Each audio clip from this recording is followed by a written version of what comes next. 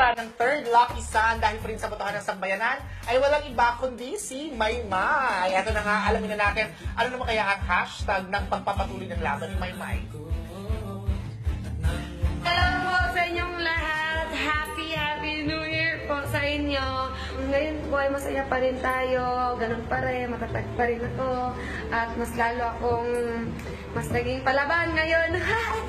Nakaka-proud sa sarili ko na nagawa ko na nakaabot ako dito sa puntong ito na talagang napabilang ako po sa 3 lucky suns. Sa pagbalik ko sa bahay talaga ngayon ni Kuya, lulis ako kasi wala akong kalaman kung ano talaga yung mangyayari kasi alam naman si Kuya marami makasabog yun. Pero kahit ganun pa man ay maasa ako na sa magandang relasyon namin bilang isang pamilya, bilang isang bagong pamilya, kasi magkakasama-sama na po kami. Gusto ko gawin na hanapin si Kuya kasi hindi ko siya nakita.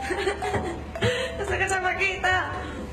Gusto ko talaga marinig na buong pangalan ko na sabihin niya maganda ako kasi kahit dito na ako sa labas, wala talaga siyang kawawa sa akin hanggang ngayon, wala talaga. Ang hashtag ko, hashtag #MayMayGoGo for the dream! Fight!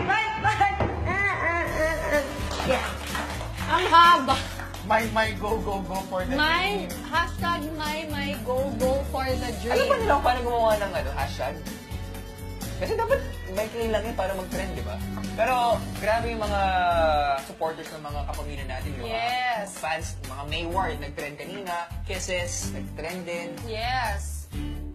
Kaya wala rin, hindi ko alam yung difference ng hashtag doon sa pag may word lang. Paano mo lang iti-trend?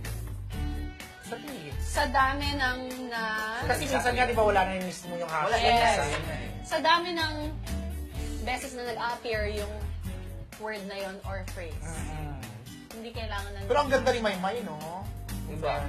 O yun, tsaka dun sa mga nagtatanong, kasi nga Okay. nagpa-drama party yung